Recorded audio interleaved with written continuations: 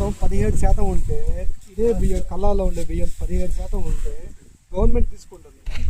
Government 2380 రూపాయలు BPT కింటా rate. ఇప్పుడు 70 కేజీలు బస్తా వేస్తున్నావు, నువ్వు 1400 కాడికి అమ్ముతున్నావు. రైతు మళ్ళీ వేసిన వెంటనే నీకు పక్కన సామంత పొడి అర్థమైనా, నువ్వు 22% నెమ్ము శాతం ఉందంటున్నావు. ఒక్కరోజు ఆరబెట్టి 2 రోజులు ఆరబెట్టి 17% వస్తుంది.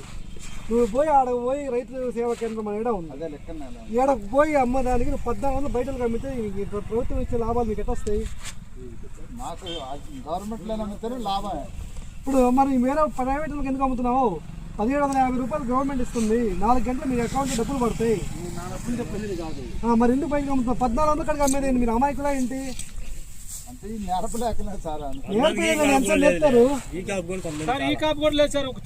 క్రాప్ కాకపోతే ఏమైందండి? ఇప్పుడు ఈ క్రాప్ ఓనర్ రైతు అండి, ఏవో కూడా ఫోన్ ఎత్తట్లేదు.